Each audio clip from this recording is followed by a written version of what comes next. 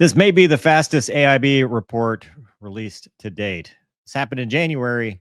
We remember looking at it on the channel of an F-35 that was apparently out of control with a successful and safe ejection.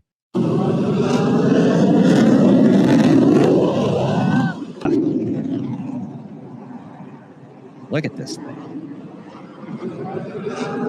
We're going to talk about what caused that per the Accident Investigation Board report that was recently released and explain some of the details from the findings. 3, 2, 1, flight off.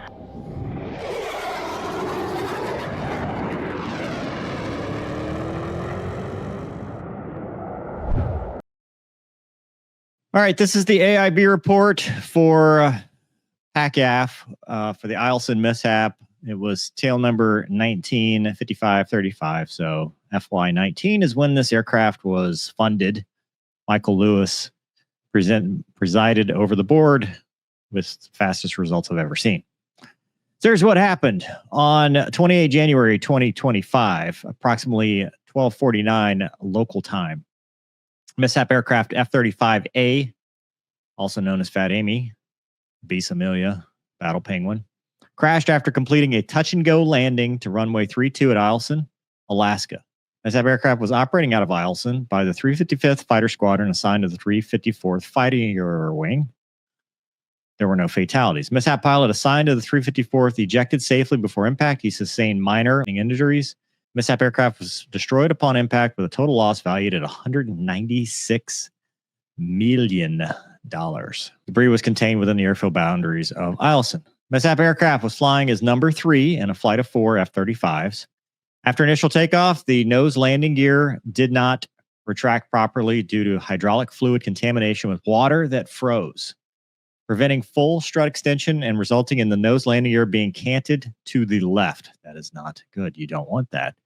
After running initial checklist, the nose landing gear was still turned approximately 17 degrees to the left. Mishap pilot initiated a conference call with Lockheed Martin engineers through the on-duty supervisor of flying. The conference hotel, if you will. Mishap aircraft held for approximately 50 minutes while the team developed a plan of action. Mishap pilot accomplished 2 touch-and-go landings attempting to recenter the nose landing gear. While both attempts failed to recenter the nose landing gear wheel, the right main landing gear strut and then left main landing gear strut did not fully extend after takeoff due to ice forming inside the strut. After the second touch and go, all valid weight on wheels sensors indicated the mishap aircraft was still on the ground, and the mishap aircraft transitioned to on the ground flight control law, i.e. automated ground operation mode, causing the mishap aircraft to operate as though it was on the ground when it was still actually flying. However, because it was actually airborne, the mishap aircraft was uncontrollable. The pilot successfully ejected. Emergency responders were at the scene within a minute. The AIB president found by preponderance of the evidence the cause of the mishap was hydraulic fluid contaminated by water that froze in the nose landing gear and main landing gear struts. The ice prevented the struts from full extension that led to the weight on wheel sensors to declare the mishap aircraft was on the ground when it was in fact airborne. Additionally, AIB president found by preponderance of the evidence that the crew decision-making, including those on the in-flight conference call, lack of oversight for hazardous materials program, and lack of adherence to maintenance procedures for hydraulic servicing were substantially contributing factors. Wow. Oh, wow. Okay. All right. Let's look at the in-depth stuff. So the mission was supposed to be a 4-ship call sign Yeti from the 355th Fighter Squadron were scheduled and approved to fly as Red Air, acting as adversary aircraft, something I've done a lot of. This 4-ship were in support of a formation of 2 F-35s, call sign Chevy 01 and Chevy 02 for an Air Combat Maneuvers ACM sortie. Mishap flight consisted of the flight lead, Yeti 1, wingman Yeti 2, mishap pilot Yeti 3, mishap wingman Yeti 4. Everything was standard for a CT mission, so not a graded ride, not an upgrade, anything like that, just normal, what we do every day. During engine start, the mishap aircraft experienced an integrated power package failure, IPP fail, which was resolved following appropriate pilot checklist procedures. Nothing else of note. Low risk. But there was potential IMC in the airspace. It taxied out of the weather shelter's post-engine start and joined up in the Tango uniform area. Taxi from the weather shelter at 1942 Zulu remained outside for the remainder of the sortie. So it's cold, and cold things are happening from this point on. During this time, there's a slight delay in taxi and takeoff for both the mishap flight and Chevy as they were waiting on other flight members who were troubleshooting minor issues post-engine start. That's standard. I mean, that happens. Once all the jets were ready, they taxied to runway 32, clear for takeoff. At 2022, mishap aircraft lifted off the runway and the mishap pilot placed the landing gear handle up. At this point, about 40 minutes had elapsed between the mishap aircraft exiting the climate control weather shelter and being exposed to ambient conditions that hovered around 0 degrees Fahrenheit. So that's super cold. That's like well below freezing. At 2023, mishap aircraft was accelerating through 275 knots calibrated airspeed, at which point an overspeed gear caution enunciated inside the cockpit on the integrated caution and warning function access button. ICAW FAB. In the F-35 flight manual, an overspeed gear is enunciated when aircraft exceeded or will exceed the landing gear speed limit at the current rate of acceleration, provides an approximate 3-second predictive warning. Overspeed gear asserts that the predictive or current airspeed rises above 300 or 6.65 with the gears not indicated locked, gear handle down, or alternate gear extension commanded. Clean structural limit is 300 knots. It's the same as the Viper. This alert may not be enunciated in time to allow the aircraft to reduce speed to exceed the limit. Wow, that's smart airplane. Common occurrence for predictive overspeed gear caution to assert on initial takeoff, especially if it's cold, right? Because you're accelerating super fast, especially with a lighter jet. Mishap pilot pulled back on the stick to pull the nose up, simultaneously reduce the throttle to not overspeed the in-transit landing gear. That's standard. During this time, the gear sequencing appeared to be normal until the nose landing gear indicated on the FAB showed yellow and black hash marks, indicating gear in transit. Mishap aircraft then passed through 300 knots and traveled at 308 knots for a total of 7 seconds. So he technically oversped the gear. Began to slow and made a radio call saying 3's tied, which means he's using either sensors or the radar to be tied to his element mate in front of him. So they were doing some kind of trail departure. And he is in position using his radar to maintain station keeping, to maintain position. So he said 3's tied, 275 with a nose gear remaining open. So he's letting them know, here's what I've got. Mishap pilot then made a request to the flight lead for Yeti 3 and Yeti 4 to be cleared off to return Eielson high key to work the landing gear. So he just said, hey, I'm going to take my wingman and we're going to go back to the field and work it. High key is a position above the field designated for emergency aircraft or in simulated emergencies or procedures that are allowed them to be safely recovered to the runway in event of engine flameout. 9,500 feet. So it's right above the field orbiting. As that pilot mishap wingman returned to high key at 9,500, contacted the supervisor of flying to begin troubleshooting the problem, which is standard. You know, fighters, everybody says we're not crew, but we really are. We're just bringing people outside the jet to our cockpit. It's just your crew is external. Mishap pilot informed the soft he had a slow gear retraction on takeoff and its nose wheel door was open. Mishap pilot also reported the mishap aircraft had a nose wheel degrade, did not show the overspeed ICAW, and the mishap wingman would do a battle damage check of the mishap aircraft. Soft replied, copy, I'll back you up. I'm on EP 260, gear retract fail. So he's already back him up in the checklist because that's what the supervisor of flying does. Usually sits in the tower. I don't know how their setup is, but when I did it, we sat in the tower so you could see the aircraft with binoculars or whatever, and you can help out. You have checklists, book reader, you're telling them the field status, all kind of stuff. It's a cool job. At 2026, the mishap wingman reported, it does appear that your nose door is open about 2 inches. Mishap pilot and soft then reviewed the PCL and determined the next step was to lower the landing gear with the landing gear handle. Landing gear was lowered at 2028.49, and the mishap pilot reported to the soft the mishap aircraft was showing no light in the handle, 3 green. So good indications. Light in the handle usually means it's in transit. Mishap pilot begun working the nose wheel steering degrade checklist. In accordance with the PCL, the nose wheel steering degrade was cleared after mishap pilot accomplished a flight control system engine reset, FCS eng reset. It resets the FCS and full authority digital electronic controllers, FADEC faults, and is accomplished by pushing the FCS engine reset on the FCS control panel. Okay, so basically turn it off, turn it back on. Just reset the thing. Nose wheel steering degrade caution first enunciated at 2023. At 2027, initiated the reset, which initially cleared it. Mishap pilot then reported to the soft that the degrade had gone away, and the game plan was for him to burn down gas and send the wingman off to the airspace to rejoin the flight. Because remember, they're still supporting his red air. I mean, 3 is still better than none, right? 3 is better than 2. However, the mishap wingman then reported, stand by, your nose wheel is cocked about 25 degrees to the left. Rut-row. The nose wheel steering degrade then reasserted at 2028. So good wingman, still looking out, says, hey, dude, that doesn't look right. I'd have missed it the first time around, but we don't know. After acknowledging the wingman's observation, the mishap pilot informed the SOF the nose wheel steering degrade had reasserted and asked if the SOF heard the mishap wingman's transmission. SOF confirmed he heard the wheel was canted 45 degrees off. However, the mishap pilot wingman corrected him to say it was 25 degrees to the left. Mishap pilot then relayed what was visible inside the cockpit, namely, gear handle was down, no light in the handle, which means it's not in transit. 3 green gear indications were present, and a nose wheel steering degrade warning. There's visual confirmation nose wheel's tire was about 25 degrees off centerline. Normally, the landing gear handle down, no light in the handle, and showing 3 green indications suggests the landing gear are all down and locked. The aircraft is in proper configuration for landing. SOF acknowledged and asked how much gas the mishap aircraft had remaining. He responded 14.5, which is 14,500 pounds. That's a lot of gas. Holy crap.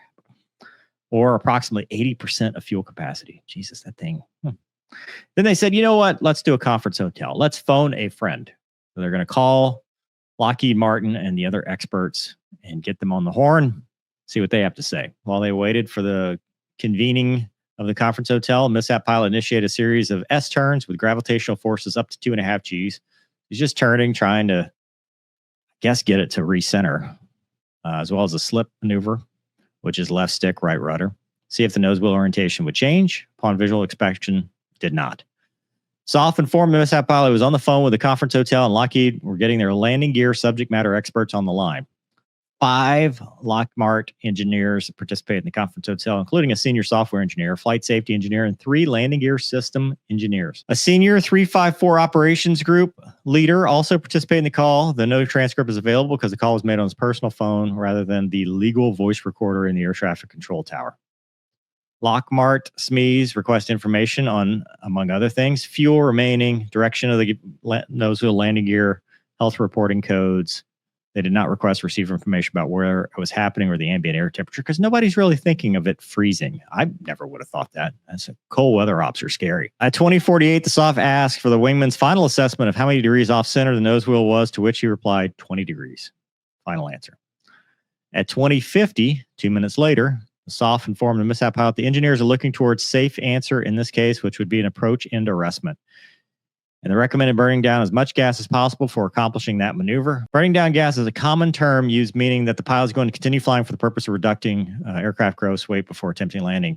Mishap pilot then queried the SOF about the checklist instruction that cable arrestment must be in a 3-point attitude, meaning the nose landing gear would have to be lowered to the ground prior to the cable engagement.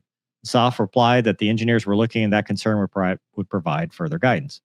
The checklist for an arrest cable procedure directs that for all cable arrestments to lower the nose wheel to the runway in a 3-point attitude, aligning the aircraft with the runway. Checklist includes a warning against swerving following landing and or excessive off-center engagement, increases the likelihood of the aircraft rollover. As a result, an uncentered nose wheel could make it impossible to safely accomplish a cable arrestment as described above. SOF relayed an alternative course of action suggested by the conference hotel, a touch and go to see if the cycling the wow switches would straighten the nose wheel. So they're saying, hey, if we touch down, put some weight on the weight on wheel switches, maybe the nose wheel just snap in place. At 2112, the SOF informed the mishap pilot, all right, engineers are not optimistic about this COA, but extremely low PK, probability of kill, which is how we say whether to work or not, meaning the probability this would fix the issue. But we're going to try anyway as a touch and go on the runway, mains only. Do not touch the nose gear, lift back off in all cases, and have Yeti 4 confirm the nose gear position once you're airborne. SOF further explained the engineers believe some sort of mechanical malfunction with the nose wheel was causing the issues. This is because under normal circumstances, it's impossible for the nose wheel to be canted off at an angle when the gear is extended. Based on previous experience, the engineer believes the nose landing gear centering cam was jammed or uncertain on the cause. COA recommended by Lockheed Martin engineers was a modified gear integrity check executed via touch and go.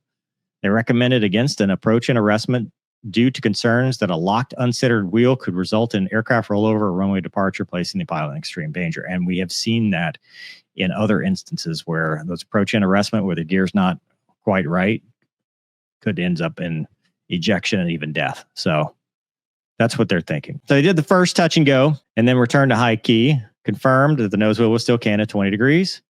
At 2120, the mishap pilot informed SOF the only change in his indications was an FCS fault that was now latched, meaning it did not clear. SOF replied to relay the information. So now, after doing the touch and go, things are getting worse.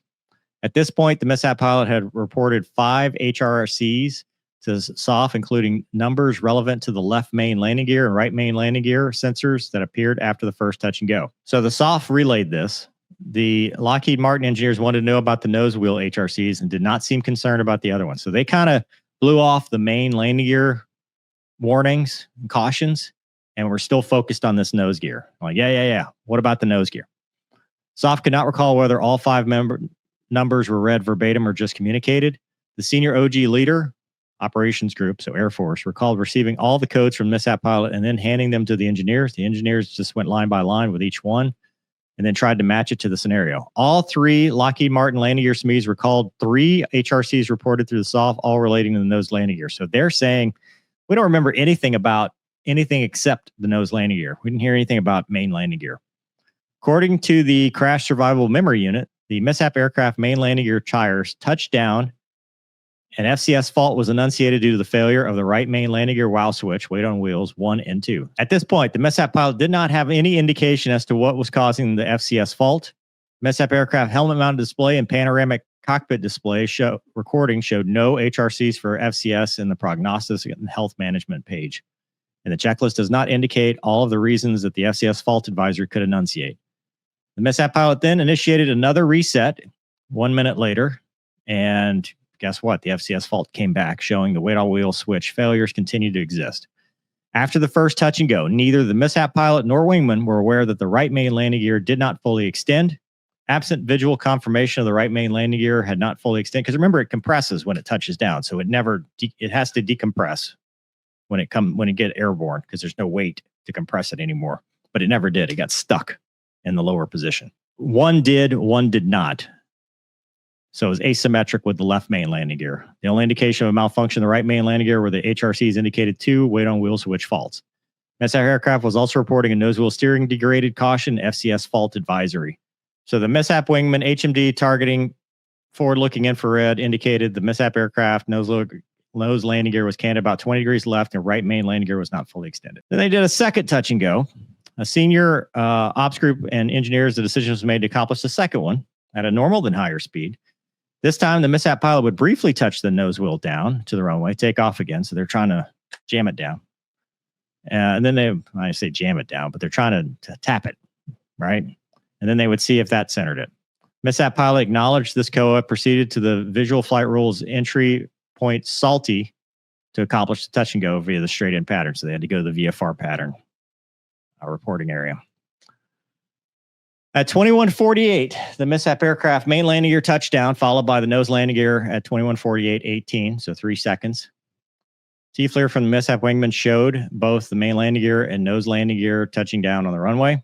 Once this occurs, T-flare video and CSMU data showed the nose wheel went from 17 degrees left to 6 degrees left when it touched down, so it did partially fix that. At 21:48:19, the mishap pilot selected max afterburner, and the mishap aircraft lifted back off the runway, so he's in full burner. And lighter now, remember, because we burned down gas. At 21:48:32, so 8 seconds later, the FCS engine reset was initiated by the mishap pilot. And at 21:48:36, when the aircraft is climbing away, it began to experience significant oscillations in the yaw axis, followed by oscillations in the pitch axis. So it's doing this. Oh, not good, right? Mishap pilot attempted to counteract the oscillations with control stick before selecting max ETR, which is max afterburner, at 21:48:41. Mishap pilot attempted to initiate a left bank, at which point the mishap aircraft rolled to the left and aggressively pitched up. Control stick inputs were neutralized at 21:48:43, and indicating the mishap pilot released his hand from the stick. And at 21:48:44, that's a wild ride. So 21:48:32 to 44. 12 seconds. He ejected. Testimony from mishap pilot reinforced that the mishap aircraft experienced uncommanded yaw and pitch oscillations. Attempted to counteract those movements before attempting to turn the mishap aircraft away from populated area of the airfield and ejecting. According to the CSMU, the ejection was commanded at 21:48:44. Aircraft was traveling 222 knots, 372 feet above the ground with the 30 to 40 degree pitch up, minus 38 left roll, and 3G. So remember, we watched the video and the aircraft is up and like passes him, and then he's already in the chute and it falls past him. Well, that's because it kept going up after he ejected and then finally departed itself and vertically and hit the ground. So he ejected from the mishap aircraft approximately 10,000 feet down the length of the runway. It continued up, reaching an altitude of 3,200 feet before stalling and descending in an uncontrolled state, impacting the ground with a 116-degree right bank. First responders were on scene within 1 minute. Good job, guys. See, that's what you like to hear. According to Martin Baker, the ejection occurred at 620 feet. So he ejected at 620. Aircraft kept going to 3,200 feet. And it was in a 30 to 40 degree pitch up and 38-degree left bank. So yikes. Good job. So a landing gear fluid servicing maintenance action was completed on 25 January 2025 to comply with the 200-hour inspection. This action is completed by depleting the pneumatic pressure as well as flushing the hydraulic fluid from the landing gear struts. To accomplish this, they open the swivel nut, releasing nitrogen hydraulic fluid from the strut low pressure port. Maintainer will then begin servicing hydraulic fluid in the landing gear strut, followed by pneumatic servicing. It takes more than 2 gallons to fully service all 3 landing struts. 3 days prior to the mishap, the maintenance team used no more than 2 gallons of hydraulic fluid to service the mishap aircraft because the team only used 1 hand cart and they did not refill it during the procedure. Determined water was already in the struts prior to servicing because of the amount of hydraulic fluid correctly serviced. Yikes. AFRL, they analyzed it. 1/3 of the fluid retrieved from the right main landing gear nose landing gear, they were water. Super contaminated. Look at that. Hydraulic fluid was sourced from a barrel in the 355th FGS support section serviced in the mishap aircraft with hydraulic servicing handcart. They were both tested for contamination using a portable oil diagnostic system. Test results showed that both the barrel and hydraulic servicing cart failed to meet minimum standards for hydraulic fluid. To that end, more than 1,024 parts per million particulates, which is more than double the allowable limit in the hydraulic fluid. Wow. It's important to note the tests not accurately measure contaminants above 1,024, so it could be much greater than that. Or $100+ million aircraft, that's what we're doing. Oh, man. They had a hazmat program that was undermanned and had lots of supervisory changes. They didn't lock the barrels, observe servicing a hydraulic cart to ensure maintainers were properly servicing hydraulic or oil hand carts, nor the log were filled from the barrels. Moreover, the hydraulic pump that sits on top of the barrel had no Teflon thread sealers, which could permit water contamination. Jeez. Insufficient tracking of what hydraulic barrels went on movements and whether said barrel returned to Eielson. God. For example, information about the 354th hydraulic fluid barrel that was transported to Kadena in support of a theater security package was overwritten by subsequent deployment to that airbase. This made it impossible to track incomplete records. A similar incident to the mishap aircraft occurred 9 days later on 6 February when another F-35 from Eielson experienced a landing gear malfunction on takeoff. Aircraft experienced nose wheel gear unsafe indications after takeoff, and after following the gear failed to retract checklist, lowered the gear, moved for approximately 40 minutes before landing uneventfully. Post-flight analysis indicated the unsafe nose gear indication was due to uplock missing the roller and rotating the nose wheel 10 degrees to the left in a similar manner. While landing, maintenance data showed the nose wheel went down from 10 degrees to the left to 5 degrees at touchdown. Neither the pilot nor wingman noticed the nose wheel was canted. Good Lord. Post-flight test was done on this aircraft by first towing it to the climate control shelter and recording the nitrogen pressures on the landing gear lock struts. It was then towed outside where it was below 15 degrees. After 12 hours outside, the aircraft was jacked up until all landing gear cleared the ground. Measurements were taken. Aircraft's landing gear failed to reach full extension. When the main landing gear struts failed to fully extend, the wow switches cannot physically extend and do not function properly. Temperature was taken on all 3 struts, which measured 14 degrees for the nose landing gear and 7 for the left main and right main. The aircraft was then lowered and towed back in a 70-degree climate control hangar and sat for 12 hours. Then it worked. They drained the fluid, a lot of water, significant amount of water. Subsequent incident and test replicated the same conditions the mishap aircraft was experiencing. The presence of water in the landing gear struts below freezing weather conditions did not allow the gear to fully extend on either aircraft.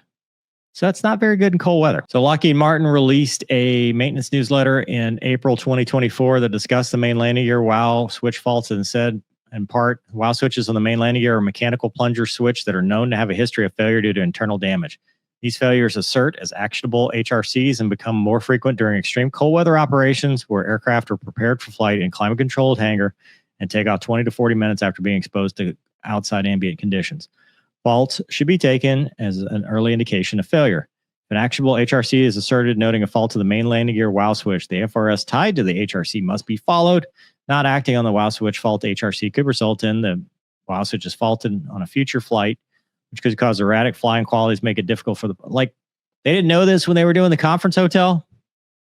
Newsletter identified the HRCs relating to the main landing gear wow sensors, several of which were present and reported during the conference hotel. Yeah. Forecasted weather was winds 260 at 4, temperature -1, dew point -5, visibility 15 miles, ceiling 4,500, no significant weather. Mishap pilot, current qualified evaluator with 500 hours in FAT-AMI and 403 instructor hours, was flying 8 hours in the last 30 days. So current qualified, commendable, good pilot. No issues there. Also flew the Mighty Viper and the A-10. Hell yeah. Medically qualified, no issues. The only applicable special interest item in regards to mishap sortie was cold weather operations. Must be briefed during every flight briefing, consistent of topics including AFE gear, hangar bay operations, ice, foreign object debris, ice FOD procedures, if you will, altitude corrections, taxi speed, runway condition readings, but nothing about main landing gear. Statement of the opinion. We talked about what happened. Hydraulic fluid contaminated by water in the landing gear struts combined with slightly extended ground operations in extreme cold. Well, it froze. Crew decision making, the entire team involved in the mishap admirably dealt with the challenging situation that had not been seen in the F-35 previously. Used a variety of resources available to troubleshoot and attempt to recover the mishap aircraft. Mishap wingman showed initiative and superior problem solving abilities, excellent timely inputs, as well as evidenced by his HMD to show how far the nose landing gear was off center. The SOF, Lockheed Martin engineers, the 354th Operations Group leadership all assisted and provided their best advice and considered a variety of potential options to fix the nose landing gear. However, in this situation, the decision to advise the mishap pilot to accomplish touch and goes led to the uncontrolled ejection. As demonstrated by the flight on 6 February that had a similar situation, the mishap aircraft could have been safely recovered. On 6 February, the pilot landed his aircraft with the nose landing gear 10 degrees left of center and corrected to 5 on touchdown. Pilot landed safely without even realizing it was not centered. On the second touch and go with the mishap aircraft, the nose landing gear straightened out to 6 degrees left of center, which based on the evidence from the 6 February flight would have given the mishap pilot enough control authority to safely land. I mean, hindsight's 20/20 there. When they relayed the HRCs after the first touch and go, the conference hotel participants potentially could have referenced the Lockheed Martin maintenance circular from April of 2024 that said that these sensor issues could lead to controllability issues. Had they considered this potential outcome, they likely would have advised and planned a full stop landing or controlled injection instead of a second touch and go. So it's that second touch and go that got them. Lack of adherence to maintenance procedures for hydraulic servicing equipment. We talked about lack of oversight for the hazardous material program, obviously to allow the water in there. But I find that it was basically water froze in those landing gear and main landing gear struts, prevented full extensions, and the wow sensor said, you know what, the jet is not flying anymore, and I will make sure of that. I could not establish when the water was introduced to the struts. Additionally, crew decision-making, lack of adherence to maintenance procedures, lack of oversight for the hazardous materials program were substantial contributing factors. So for starters, I'm appreciative that this happened in, 6-ish months. I mean, that's pretty fast for an AIB with an ejection. The pilot was injured and had some spinal issues, so hopefully he has a full recovery. Yeah, it says he had a compression fracture of the thoracic spine and superficial abrasions to the neck and face as a result of the mishap. I wonder if it was because of ejecting through the canopy. I've heard of people who eject out of FAT-AMI, then they had canopy shards and stuff all in their neck and face and stuff. But glad he made it out okay. I think he did a great job. Kind of a crazy situation, right? The jet's like, nope, not flying anymore. And it reverts. It doesn't go to an alternate control law or anything like that. It just says, you know what, I'm on the ground. So good luck. If they had done the first touch and go to a full stop or a full stop after that, I mean, maybe it would have saved it. But man, hindsight's 20/20 on that. the reality is you have to be able to operate in cold weather if you're going to base jets at Eielson. So whatever allowed the water to get in there is obviously the problem. So yeah, wild, crazy video, but glad he made it out okay and no one was injured on the ground. We can always build more F-35s. We can't replace human life. Let me know in the comments what you think. Hope you guys enjoyed this episode. Thanks for watching. We'll see you next time.